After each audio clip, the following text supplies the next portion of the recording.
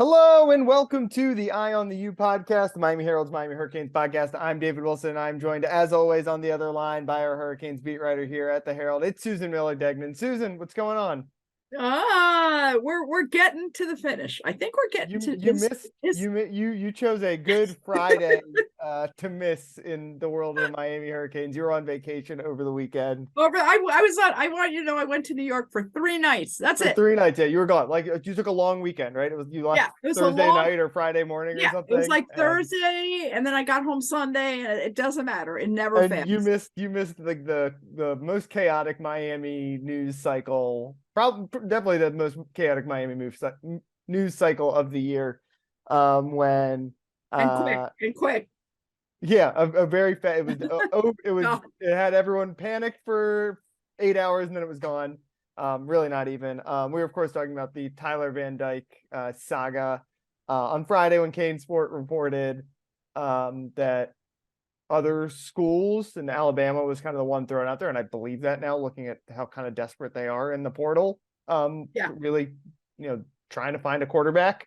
That other schools were trying to poach Tyler Van Dyke, obviously with the allure of NIL, and in Alabama's case, you're also selling Alabama, right? They're about to have the #1 draft pick probably on Thursday night, and yep. obviously you compete for championships, all that stuff, but Kane Sport reported on Friday morning about that situation in development. Understandably, And and everyone about panicked. and about Tyler being frustrated with his Yeah, NIL with his name, image, NIL and likeness situation. money. Yep, his Understandably, everyone freaked out. And then by the end of the day, Miami basically tweets that he's staying there without saying that he's staying. I don't remember. I wish I should have pulled up the exact tweet in front of me, but tweeted a picture of him basically like saying like excited for 2023 or whatever. You followed this all from afar, although I know yeah. you were locked in I because you were texting Barry Jackson and I I was on the in the plane. morning. I was So on the plane, and of course, what else is I was on yeah, the plane, and right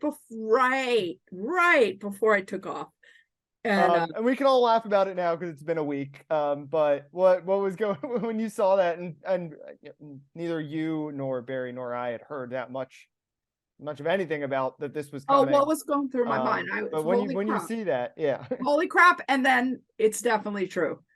That's what went through my mind. A lot of times what goes through my mind is got to check this out, whatever. yeah, In my mind, it was like, no doubt, no doubt. And also kind of like, why didn't I see this coming? yeah. Nobody even, I didn't think about, I never thought about that, that an existing, like a school, not an existing school, but you understand what I mean? Like that everything is fine. The spring's over. Tyler's coming back. We talked to him after the spring Yeah, game. we talked to him like a week, And literally a week earlier. We had talked to him. and everything, and then that, and I'm like, wow, you know, I yeah, it was like, wow, this has got to be true. And then I thought he's leaving. What went through my mind? I thought he's leaving for sure if he gets a way better deal. If Yeah, does it, I said, if to myself, as the plane is taxiing, if does not come up, meaning a collective or boosters boosters, yeah, whatever. collective, whatever, collective or booster, if they do not, someone does not come up with the money for Tyler Van Dyke, he is gone. And then I thought, and I don't blame him. I really did. I thought, Yeah, I and mean it's the way the world works now, right? I mean, you yeah, can't Miami fans can't get upset that they're getting guys with NIL money and then or when they're excited, you can't get excited about getting guys with NIL money and then losing guys because of NIL money, right? well, It's like, especially when injuries are involved, when this is a sport where people get injured, and we know Tyler's yeah, situation.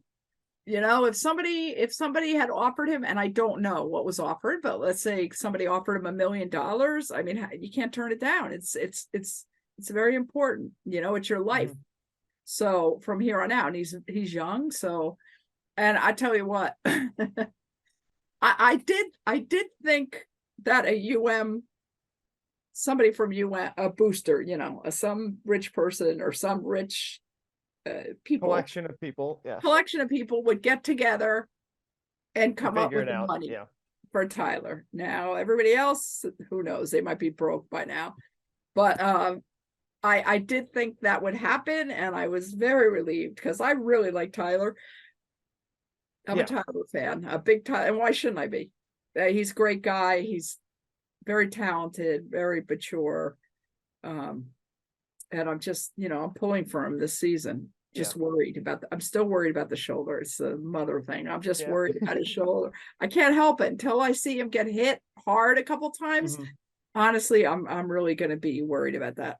Yeah, and as you mentioned, that is some incentive on his part also to cash out now, because you don't know, if he gets hurt again, like his draft stock, which has already taken a big hit over the last 12 months. We thought we'd maybe be talking about him as a first round pick on Thursday. And instead he's coming back, and who knows where his long-term future is.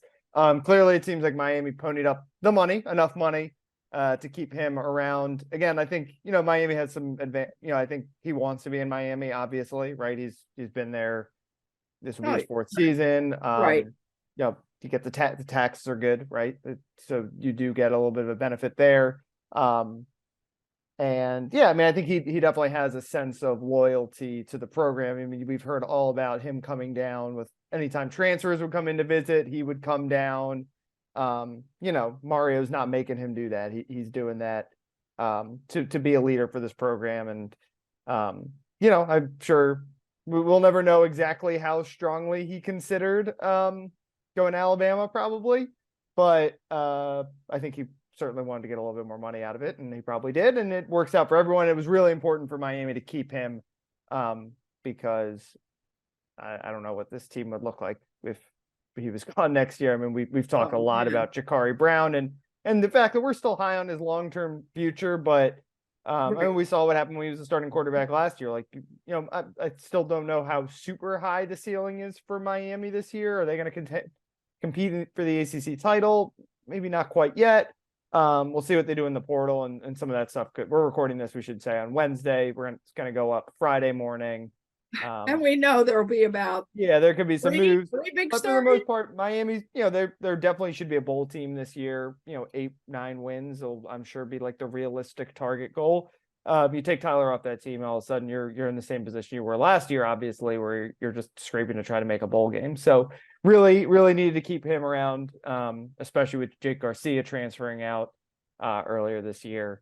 And as I mentioned, like, their quarterback market is thin. I mean, Alabama is desperate right now looking for a guy, and that's Alabama, who gets a 5-star quarterback in their building every year, and they still don't feel good about that position. And that when that tweet came over, it was by the way, also should tell you a little bit about how people feel about Tyler Van Dyke if Alabama wanted him.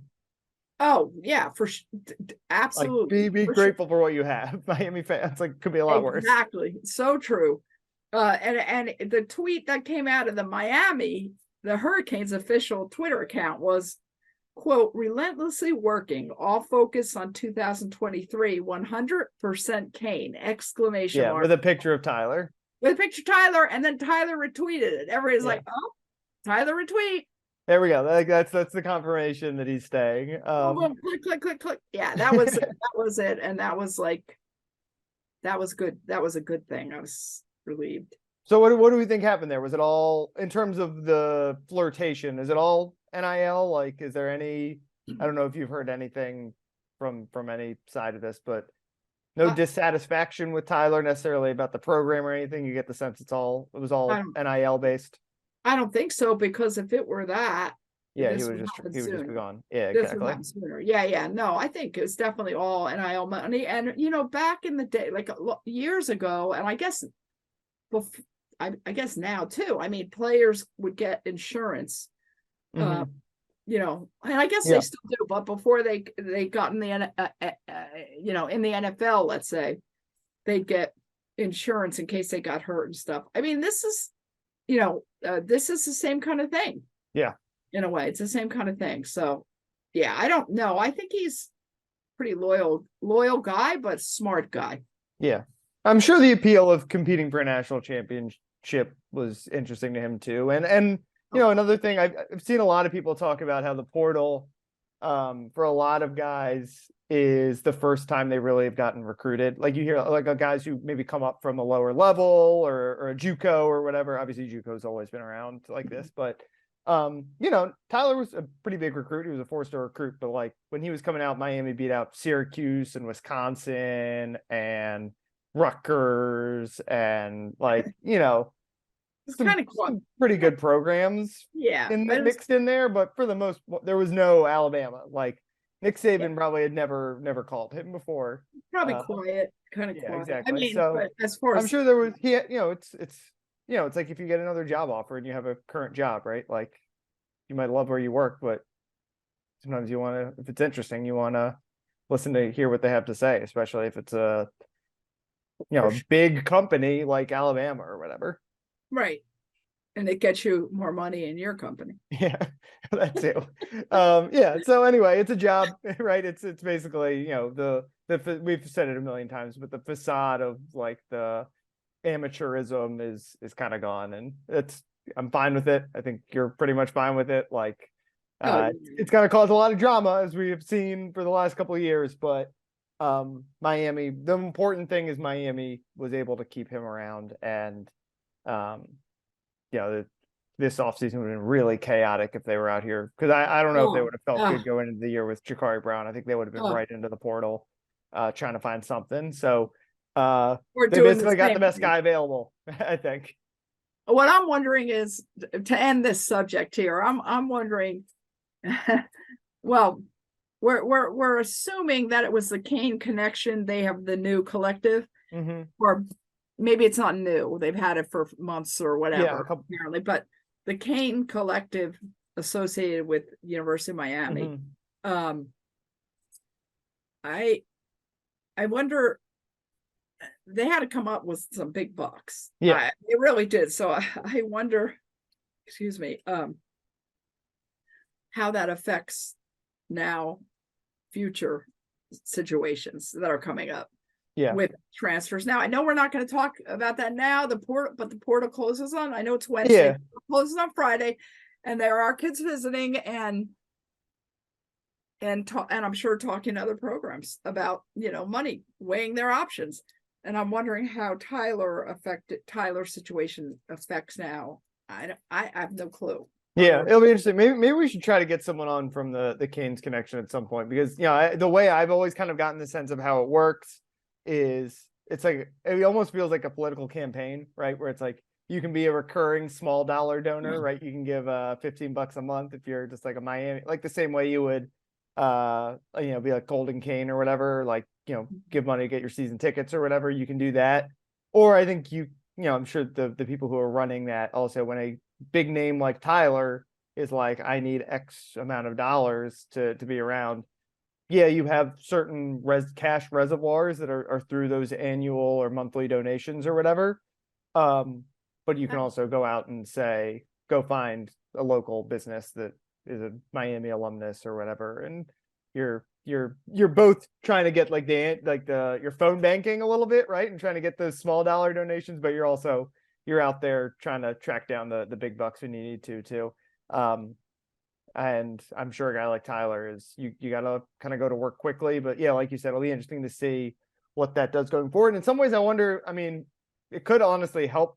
This was obviously kind of the most exposure the Canes connection, I think, has gotten in a little while. I would wonder if their like small dollar donations have bumped up a little bit over the last week here, with people like kind of coming to grips with the situation. And it's nobody ever actually said who came up with the money. I don't know. I know. Well, and they never do. That's the thing. It's all kind of intentionally obfuscated, and the NCAA has done nothing to try to bring any transparency to it. And I think right now all parties are okay with that. At least the players certainly seem okay with that. So it's obviously the world is constantly changing, but right now, Miami is certainly, I think, holding its own in the NIL game. I don't know if it's can it compete with Alabama and all that. I mean, they just won a battle, I guess, with Alabama. Well, and John Ruiz's situation, which right.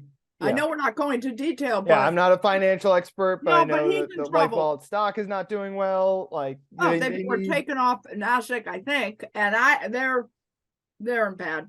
Yeah. Shape. So I they, think, I mean, and, you can't just rely on one. I think the Canes connection is trying to build things up.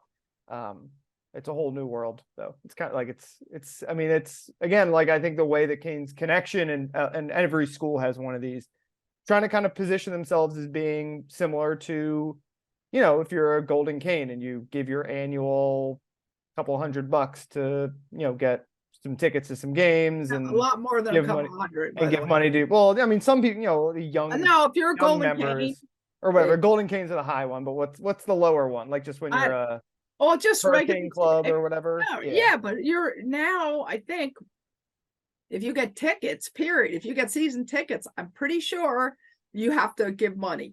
Yeah. I think to, you always have had to. So this is just another avenue where I think some people feel like they're going to have to spend some of their money to support the Hurricanes, right? You can't just give the money to the school and that's your donation. So for Miami to really compete, you kind of got to give to the collective also. So, strange times. And, I know some people who work in fundraising at other schools, and I know it's like a weird time for them because they're trying to both raise money, for their university and their facilities and scholarship funds and all that kind of stuff. But they also know like those same guys who might give you $50 a month. That's great to send to the university, but it's just as good for the programs if they're sending that to a collective in some ways. So, I think Miami is just like everyone else trying to figure it out. And the Tyler Van Dyke situation, I'm sure they learned something from it. And the important thing is that he is sticking around at Miami and going to be the starting quarterback in the fall.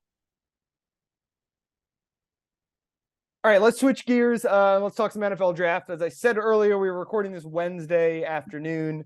It'll go up Friday morning, as we always do. So the first day of the drafts will be in the books. No Hurricanes expected to be picked. If someone does get picked, you probably will never hear this because we will come on and do an emergency recording to replace this segment. But still should be, I think, 2 Miami players expected to be picked this weekend. Tyrique Stevenson, who could be picked tonight, if you're listening to this on Friday, definitely kind of been in that second, third round range. And the other one, Will Mallory, who seems like a lock to be picked at some point this weekend, although you never know, as we learned last year from sweating out the Miami draft streak all the way to the last 20 picks of the draft, I think was when oh my God, Ford got picked to keep Miami streak alive. Was the end. Should be a little more stress-free, I think, this year in terms of the streak, because Tyrique is going to get picked. And I think Will is going to be picked. I think Will's every year we think people are going to get picked. And they aren't. Charleston Rambo, to give you an example. I mean, I know a lot of people. Bubba Bolden, right? There were a couple of guys Bubba Bolden, people who were stars.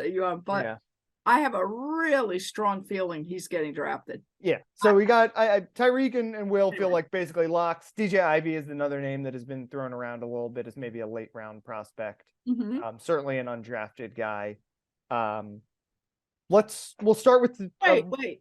Undrafted guy?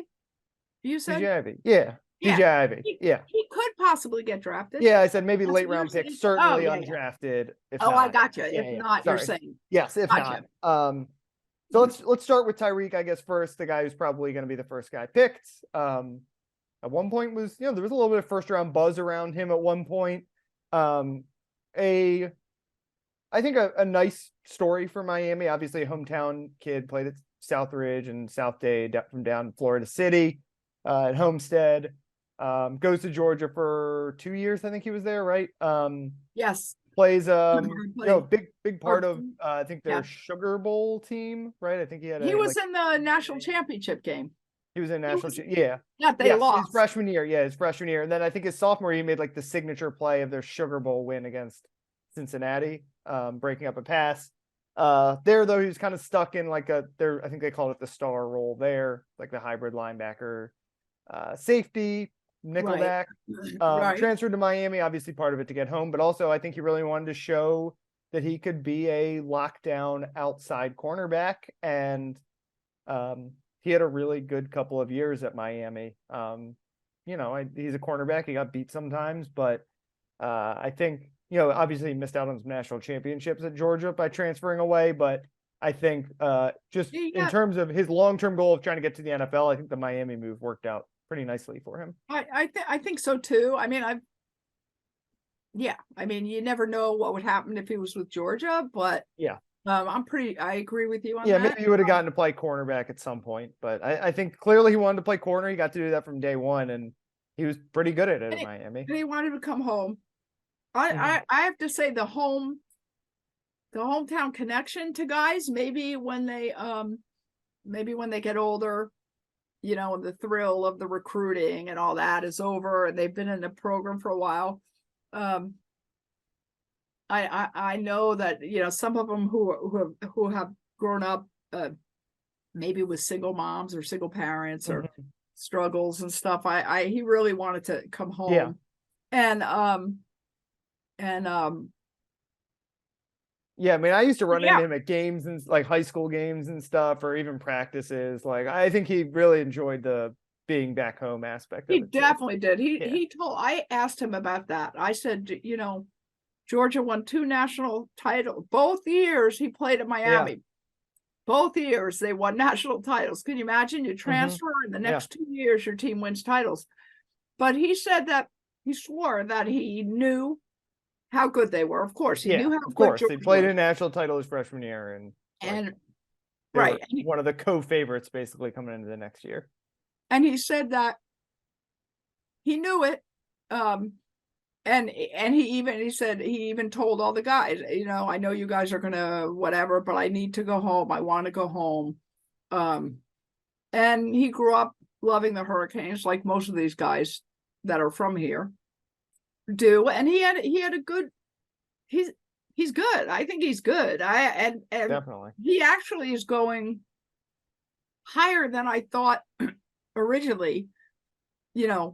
Like during the season and stuff, he'd end up. And now people are saying second round, the highest second round, third round. But that wouldn't surprise me if it was lower than the third round, let's say. It wouldn't. Just because the draft is so weird. I just never know what's going to happen. But he's definitely going to get drafted. He's a good player. He's great in press coverage. Yeah, and he looks how many times did we say like walking around practice like he's huge. He's built like a linebacker. I mean, that's part of why Georgia was playing him there, right? Right. He could be a linebacker if you in a different world. But for Miami, I mean, we talk about SEC size, and he brought that to Miami, and I think teams are going to look at him and say he's got a really high ceiling, either if it's at corner, and I think probably that time at Georgia or safety, he might help him too, right? Yeah, because he's got some safety experience basically from his time at Georgia. I think a lot of teams are looking at him as a safety, possibly also. He's big, he can tackle. Didn't have to do it a lot in Miami, but you just look at that body and you say this guy could probably hit pretty hard if we get him playing that spot a lot. So I always like Tyrique. I'm glad to see that he's gonna live out his NFL dream on Friday. So as I said, a nice hometown South Florida story. The other guy, as we mentioned, who will probably get drafted on Saturday, it seems like, Will Mallory, tight end. Obviously a guy who's got to be really high on the list of all-time games played at Miami, right? I guess he had some injuries, which probably kept him off it, but yeah, he did. He was at Miami 5 years and was a real contributor for all 5 years. It's not like and got better every year. Was hurt 1 year, yeah. Real contributor for 5 years. Obviously played behind Brevin Jordan for a couple of those. 3. And 3 of those years. Yeah. And then I know probably the numbers are not quite as impressive as he probably would have liked. Again, injuries played a role. Some bad passing offenses played a role. But exactly. I think everyone, another guy who just physically obviously looks the part, and was also a track star in high school, which I think he ran the 1 in 10 hurdles in the state championship when he was a senior at Providence in Jacksonville. So a guy who like kind of tests off the charts, especially with his size. And then I think also, I'm sure he interviewed well and Oh man. was productive too. You know, I think he finished tied for Miami's career record for touchdown catches by a tight end. So a guy who, you know, never was like eye-popping production, but always just a huge part of Miami's offense.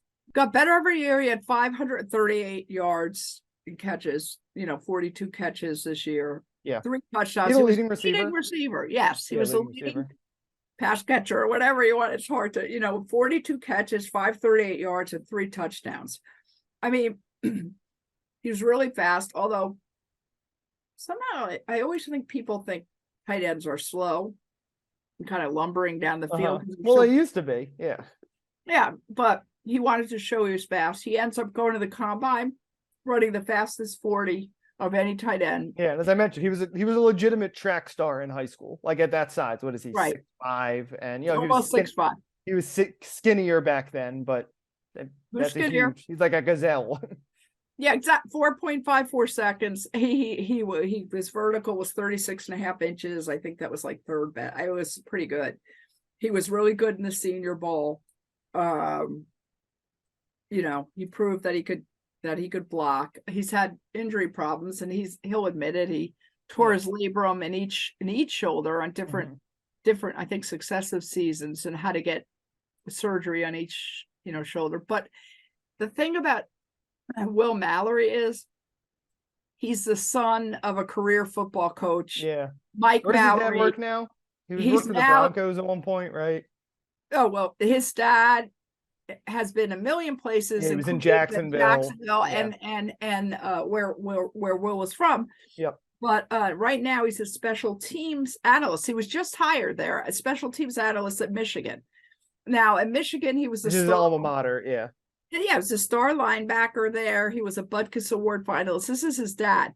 His grandfather, Bill Mallory, who died right when Will had committed kind of to UM. Then his grandfather he's a famous former head coach. He was he coached Miami of Ohio, Colorado, Northern Illinois, Indiana, and he has all these accolades that he's done in history that other coaches have not done. And his uncle, the dad, Mike's brother, is right now the assistant. Oh, no.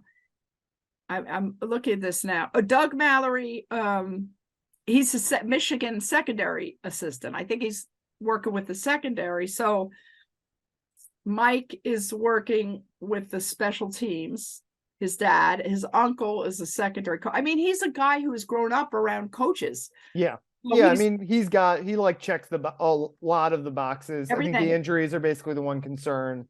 You know, maybe he had a few too many drops in his time in college or whatever. Like, you can nitpick him, obviously, as a player, but has the athleticism, has the size, has the pedigree, has the IQ, like I said, I'm sure he interviewed off the charts. And, you know, I think the Miami tight end thing matters. Like, you look at the last couple of tight ends who got drafted. You know, Brevin, I think, has outplayed his draft position. He's had some really nice moments for some bad Houston teams. Chris Herndon had, you know, another guy who was not drafted super high, but had a pretty good NFL career, might still be in the league. I'm not positive. Obviously David Njoku, like Clive Walford, like all these guys. There hasn't been a Miami tight end picked.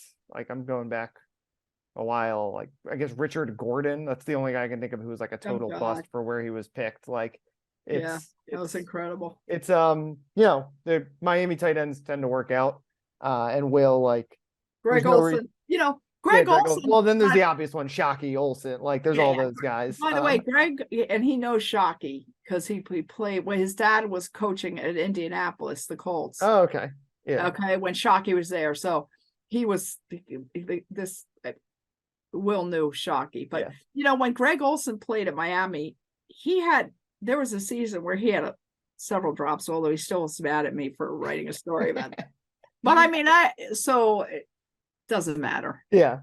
I mean, again, he'll get drafted, I'm sure, and whoever gets him will be happy to have him, and he'll, like I said, he checks a lot of the boxes. Yeah, and I think he might go higher than we think. I don't possible. know. Yeah, he tested really well. The injuries are definitely the big concern there with him.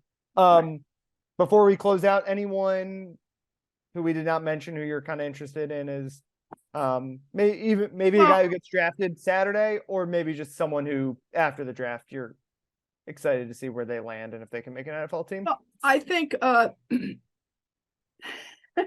you're gonna laugh. Lou Hedley.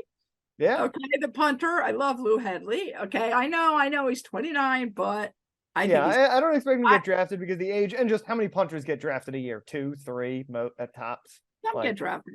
I'm pulling. But he'll definitely be on a training camp roster and no doubt have a shot to make an NFL team. I also think and their beat writers will love writing stories about him. Oh my God, they'll love it and taking pictures. I think also Mitch Ugude. Yeah. Defensive end or edge. I also think I just names I'm throwing out that who knows, because here's one that we never really talked about, and he had pretty good numbers this year, but quietly, Caleb Johnson. Yeah. Linebacker, I'm not good. It's hard to judge linebackers, I think. And I think it's telling that at Miami, he didn't start regularly. The one who's interesting to me is DJ Scaife, who I think, he had I think he was like Miami's offensive MVP one year.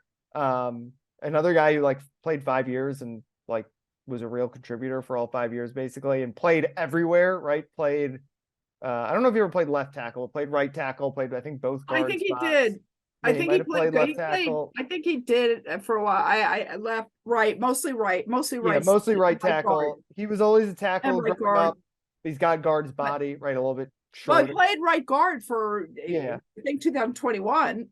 I'll be very interested to see if he gets in an NFL training camp with a team and wants to invest in his future, commit to him at a position and give him, how many offensive line coaches did he play for in his time at Miami? I think 4 in 5 years. There were a lot of them. Not a great situation for a guy who's really talented, he's a high level recruit, and was good also at Miami, not a superstar or anything, not an All-American, but a really good starting offensive lineman for Miami who was maybe playing out of position and, maybe was out of position at both, just didn't have a position, which I think kind of made things tough for him, where he's got a tackle skills, but a guard's body.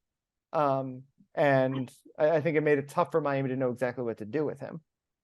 Right. I think the inside a guard. That's his future, because he says guard or center. I also think I'm not sure if he was as fit as he could have been. Mm-hmm. That's probably true too. I mean, it's a challenge for a lot of college linemen. Yeah. Yeah, for sure. So but he's definitely another one. DJ Ivy, as we mentioned. And DJ Ivy, definitely. DJ Ivy. The physical tools just keep impressing people. Justice Oluwaseun, he screwed up his ankle, I think, his foot at the end of the season. Otherwise, he'll get a look as a drafted free agent. There always are. A lot of them will get. You need camp bodies for a while, so everyone gets. Not hard to get your foot in the door necessarily. It's sticking around that becomes the harder thing for those guys. Yeah. Anyway, I think we can wrap things up there. We'll be back next week. We'll recap the draft. I'm sure there'll be other news, portal stuff going we didn't want to get too much into portal stuff because we're recording a little early this week, and obviously stuff could change. So if Miami gets some big transfers between now and when you listen to this, that's why. It will change. Until then, you can follow Susan on Twitter at @smillerdegnan. Follow me on Twitter at dbwilson2. And we will be back to talk to you guys next week. And David's covering the Panthers. That's all I'm going to say. We'll see. I might not be by the time you listen to this anymore. Okay. Depending on how things go on Wednesday night. So anyway, thanks again, and we will talk to you guys next week.